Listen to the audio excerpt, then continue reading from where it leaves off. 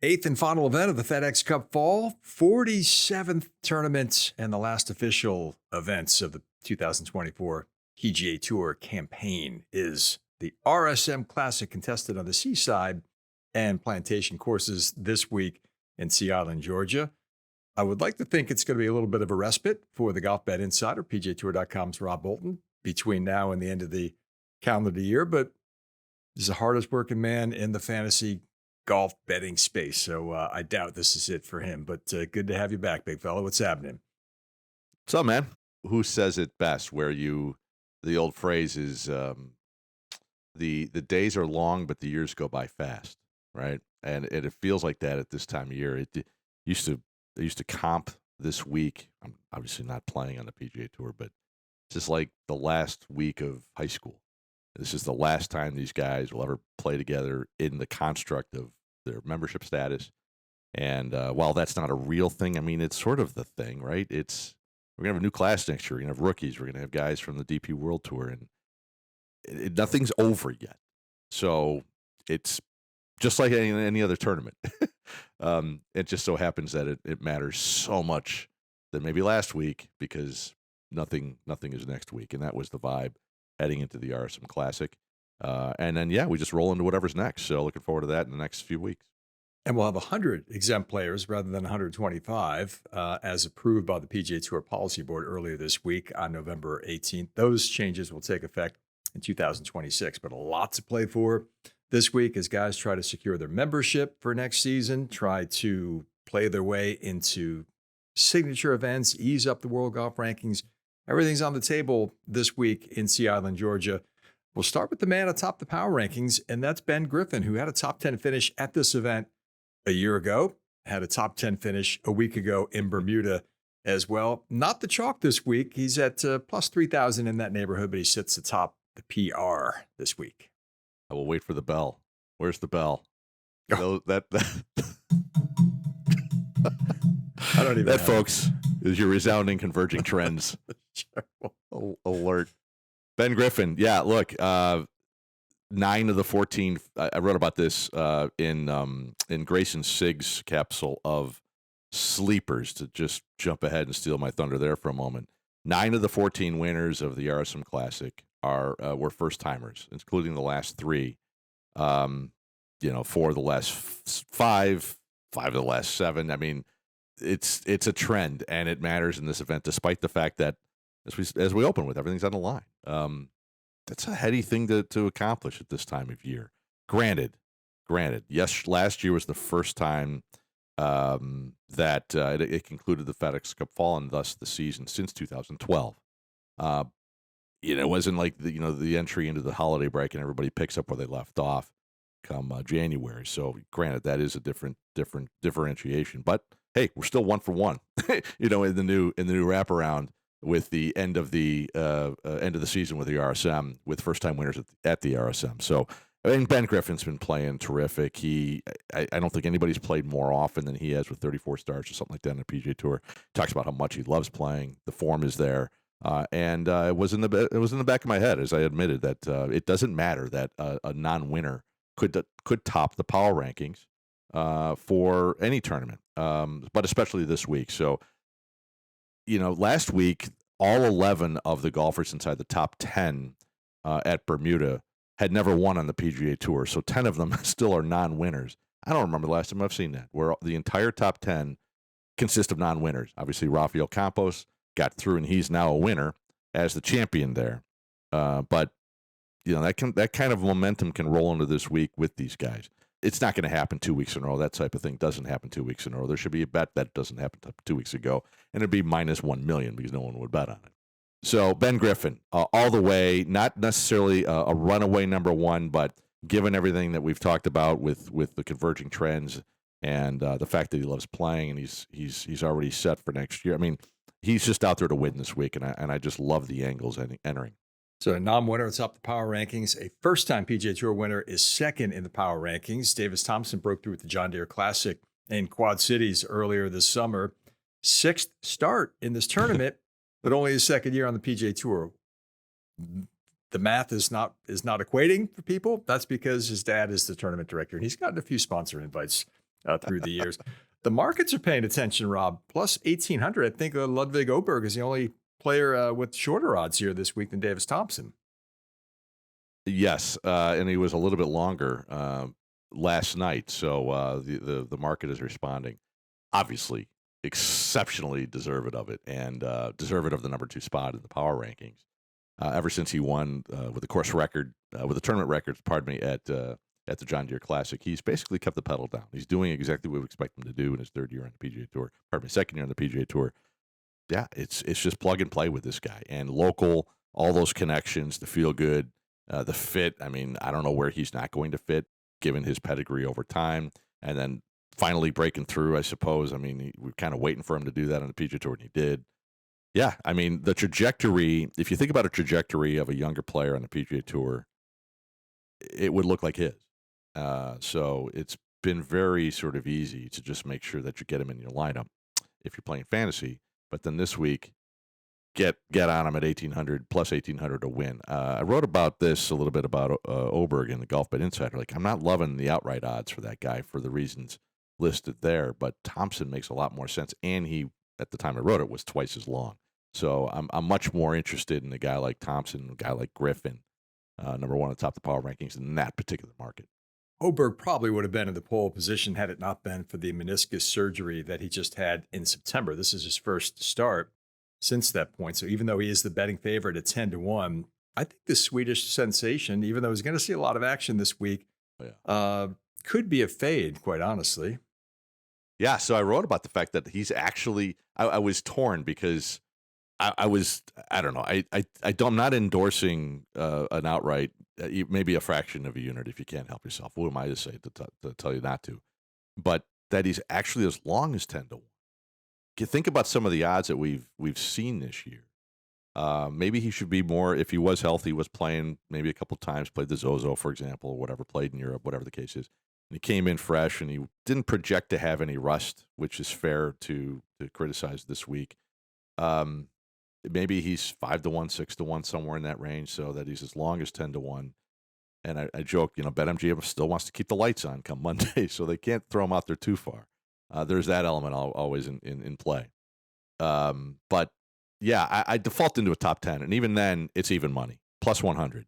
So it's a free unit essentially. Divvy it up, diversify, as I always recommend, and pick up that play, maybe or bank it, and maybe enter the holidays.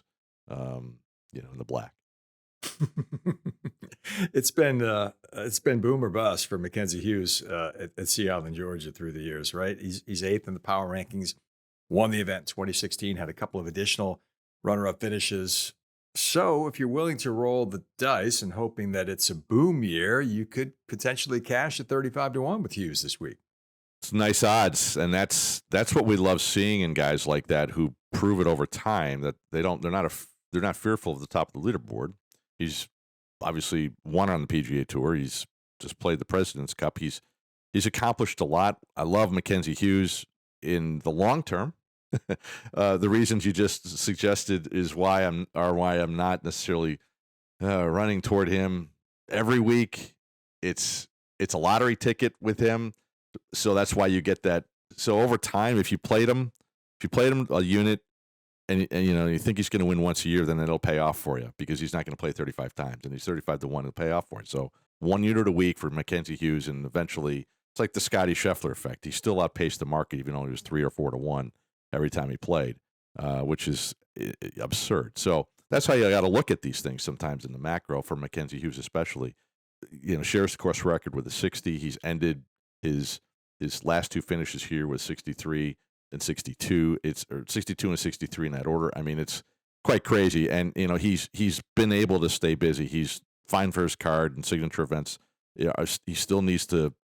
He's fine for those because he's still very high into the next 10. I think he's still 51st. So he's a cinch for that. So now it's just a matter of going out and winning, which is what he did here many years ago for the first time in his career. So all signs point to let's go get it done again. Just it's Mackenzie Hughes, so you know what you're getting into. For rookie gamers and bettors who don't, this is a good week, I guess, to apply yourself emotionally because you'll get a sense for what it's like, both the up or the down.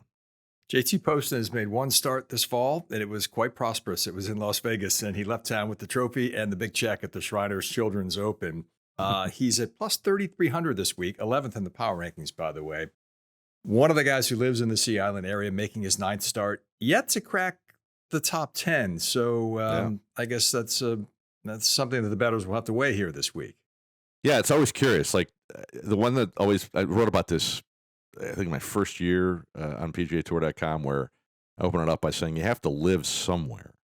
And Stuart Sink was part of that, obviously in his prime way back when. And he had never had a top 10 at Sugarloaf? It's TBC Sugarloaf, where the old Bell Classic, Bell South Classic. There we go. Yeah. And it's like, how does that happen? And it's a PGA Tour event. You got to be really good to get the top 10, no matter where you live. So it's curious to me. So there he is, Poston, number 11 in the power rankings. I just realized that. I wonder how. It wasn't on purpose, but it makes sense actually when you look at it logically. Ninth appearance now this year. But yeah, as you said, I wrote he's 1 for 1 in the FedEx Cup fall with the victory. Here's the thing about guys like Poston and Denny McCarthy, who's in the Golfbet Insider. They need to hit their greens in regulation. If that's what they can do, then they're going to have a chance to win because they're incredible putters. Not a guarantee. The greens at Seaside are large, so this always tends to be a shootout. The winds are going to lay down on the weekend. They're projected to, at least as we're speaking here on midday on a Wednesday. Depending on where Poston is going to land on your market, right now as we're speaking, he's 33-1 to win at BetMGM. He just won, so if you think about trends, is he going to win in consecutive starts? I mean, he could. Top 5. I think I would just default to the top 5 and maybe a full unit for that, even though I have at number 11 and he's never finished in the top 10. It will happen sometime, I promise you. I promise you. You alluded to Grayson Sigg earlier. He's your top sleeper this week. You talked about the strong trend of first-time winners in tournament history, 9 out of 14, including the last 3. Make the case for the former Georgia Bulldog to add to that trend at 50-1 this week. Yeah, so I've already sort of thrown out the first half of it. Ben Griffin atop the power rankings as a non-winner. Grayson Sigg, he's my outright to win at 50-1, right as when I wrote it in terms of the sleepers. Again, disclaimer: an outright sleeper has not won this year on the PGA Tour. How gratifying would it be if one did? Although Ben Griffin atop the power rankings would be even a better fit there, as I wrote. Yeah, so Sigg, it's funny because he's in his 3rd season. Griffin's in his 2nd. They've had similar trajectories. Griffin's had a stronger on ramp into making noise, but Sigg's come on very strong in the FedEx Cup fall with 2 top 10s, another 2 top 25s. Yeah, I know he's an Alabama guy, but Alabama's gotten over on Georgia basically every year, or every game, but the biggest one in the last 10 or whatever it's been. And I thought about baking that in there, but he knows. I know he knows, and of course Georgia knows, and let's just leave it at that. But yeah, like the trajectory for Sigg is that the momentum is there, and he's played well here before. And look, it's a couple of top 15s, the form, and at 50-1, that's really attractive, Swanee. I mean, 50-1 for Grayson Sigg to win at a place where so many non-winners have broken through. Southern guy, Southeastern guy. I mean, it sort of just wrote itself. There's no magic, baked into it necessarily in terms of, this is the reason. Yeah, I mean, you could have made a case for Grayson Sigg in the power ranking easily. You were nails in the top 40 market last week, big fella, at the Butterfield Bermuda Championship. I got to give it to you. All of the shots. You were touting Rafael Campos at plus 250.